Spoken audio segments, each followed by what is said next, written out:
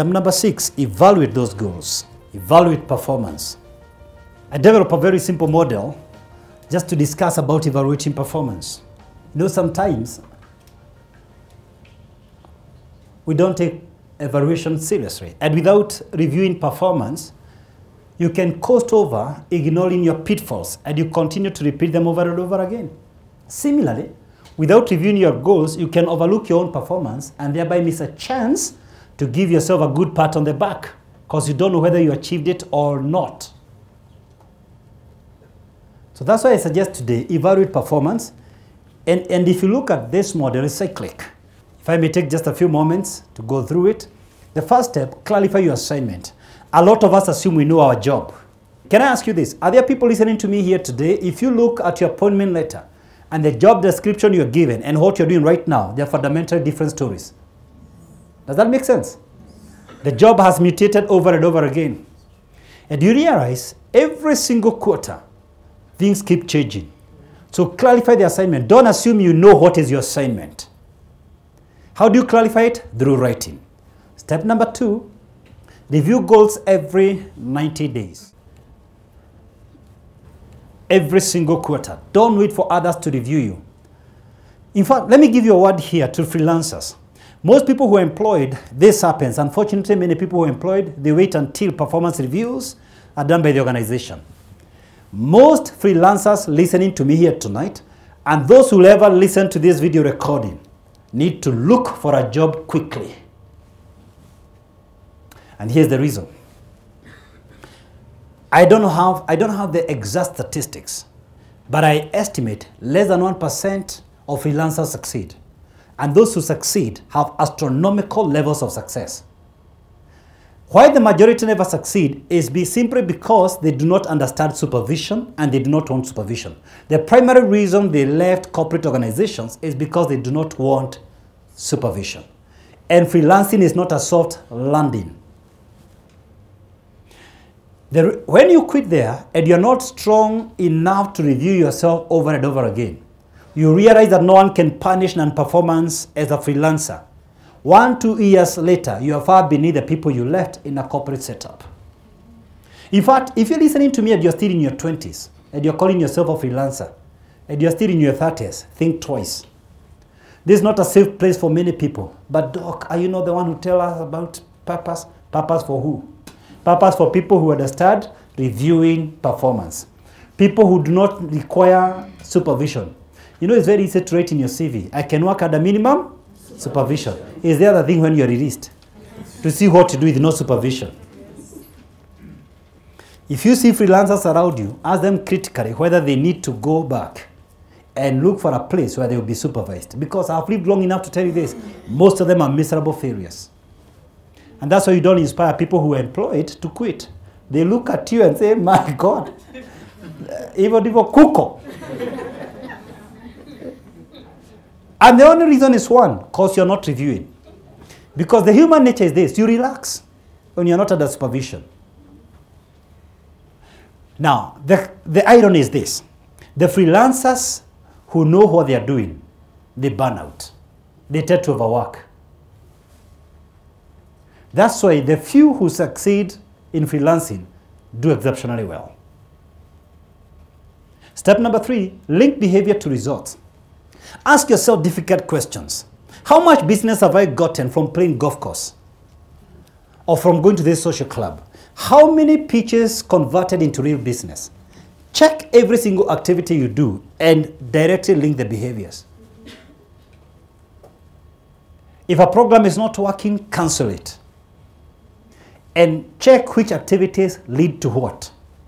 That's why I say develop a template that tell you exactly where your business comes from. For example, if you're in insurance and you're listening to me, you might want to come up with your own template and find out, is my core business general or life or pension?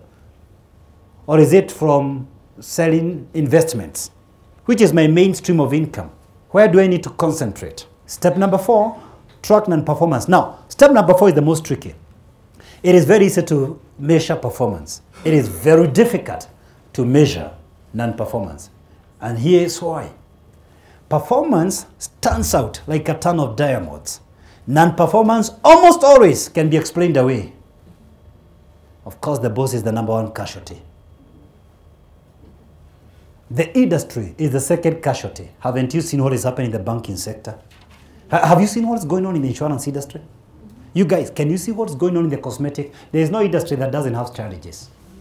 You see, whatever gets measured gets done. If you can't measure non-performance, you can't improve it. So you've got to track what activities led to non-performance. Step number 5, reward desired behavior. Why reward yourself? You get energized, you develop intrinsic motivation to achieve your next target.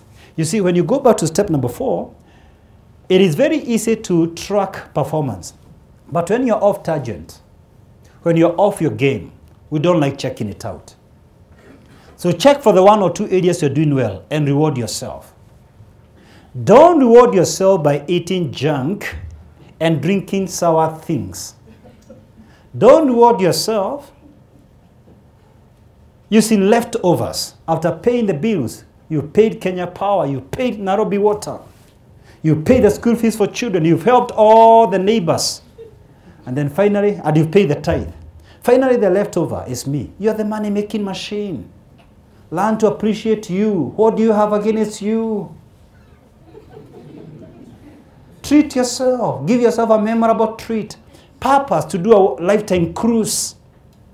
Who told you it was only appointed for Dr. Ali and Mercy?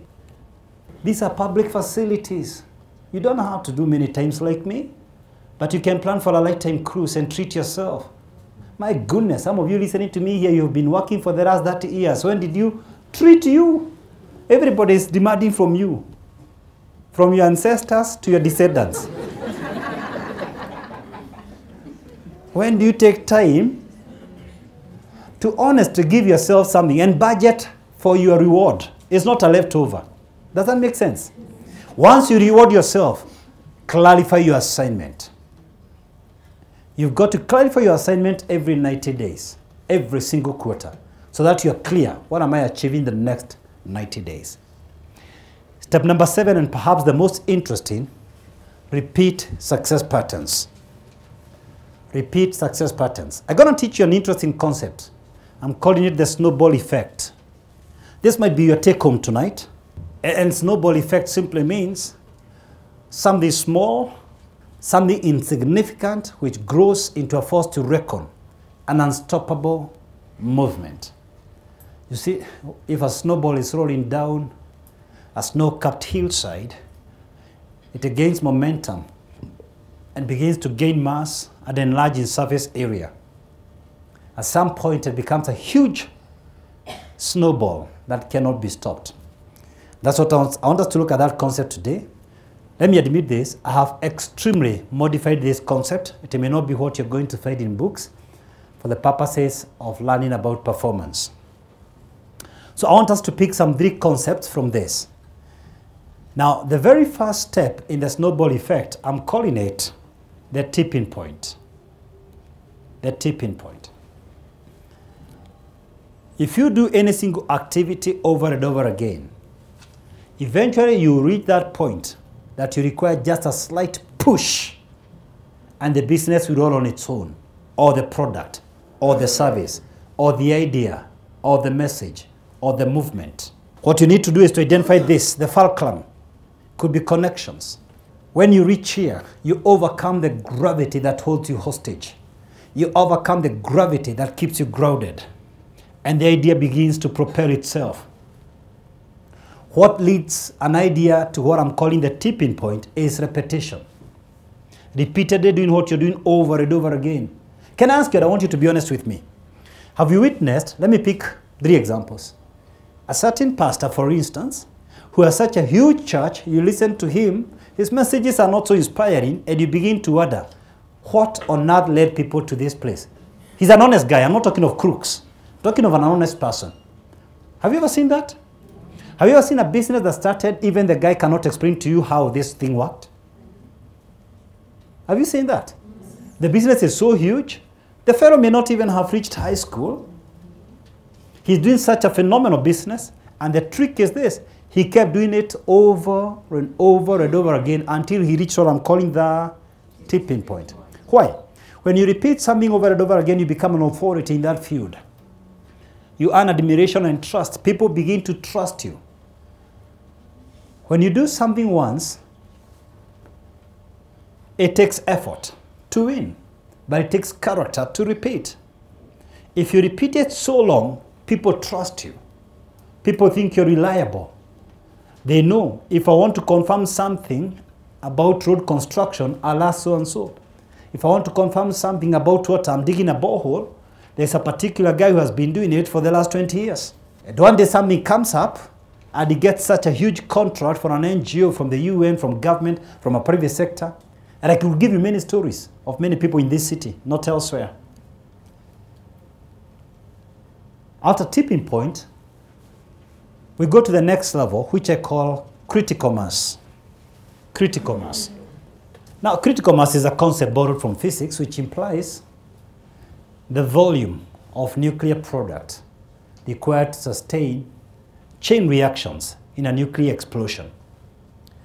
In business, this term simply means the point at which a product becomes self-sustaining, the point at which a business becomes economically viable. And critical mass is a state acquired because of visibility. Remember, tipping point is repetition, doing the same thing over and over again until you tip. Critical mass is constant visibility. That's what causes that. At this particular point, your customers become your brand ambassadors. They become your agents. You know, research shows that you only need 10% of any population in any ecosystem to reach critical mass. Only 10% of the population. And the rest of the world become your agents of change. You see, human beings, generally speaking, do not have an unpopular view. They don't hold an unpopular view. We are all trying to look for a consensus locally. So when change agents begin to preach a certain message over and over again, it becomes our new level, new normal. It becomes our new habit. We begin to believe it. We begin to question our own views. That's why even a lie can spread so fast, as Hitler did it. Because you only need to convince people over and over and over again, and that lie becomes the truth. How much more when you're spreading the truth?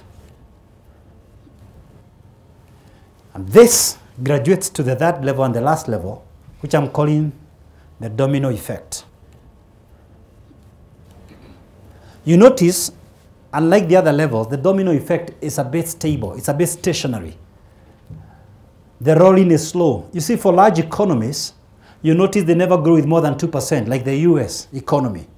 It hardly grows with more than 2%. But developing economies are doing right now between 7 and 10%, and they definitely can do even 15%. When an organization reaches here, they don't need visibility. They brand for dominance. They brand to maintain so that people don't think they are dying. For CSR purposes, but not because of self-existence. By the time an organization reaches here, domino effect, it becomes a stronghold. People cannot be uprooted out of it. To do so, you require another evolution. For an epidemic to spread, the context may vary. The circumstances will differ. The industry may vary, the cost of new entrants, and many other macroeconomic factors. But I know you have witnessed a stable government, and the next day the government is toppled, like it happened in the Arab Spring, and it is spread all over North Africa. Or a technologically driven idea at novelty stage, and the next moment, none of us can do away with it. An idea comes like WhatsApp or Facebook, and the next moment we are all bound by the idea. It has spread like a virus. Or an idea could be packaged in the fridges of society, and suddenly it becomes mainstream. And then you keep wondering, where did this guy come from? It's called domino effect. You see? But as I said, time may vary from one industry to another, from an individual to another, how fast it takes to reach domino effect. Now, here's the deal. We never reach here a place of dominance, that's why I'm using the word domino, unless we stay the course right from the tipping point. So many of us give up without knowing at what point shall we tip. So my encouragement for you is this. You've got to do what you're doing over and over and over again, because you don't know at what hour you are likely to tip. But my real question tonight, what snowball are you setting in motion? Here is more important. Which snowball do you set in motion every day? I know the snowball that I set in motion. What snowball do you set in motion every day? I'll close by telling you this. There are a lot of people trying to give you secrets of success. And some of you here, don't lift up your hands, have actually walked on hot coal because of a program driven by an individual you all know from the US.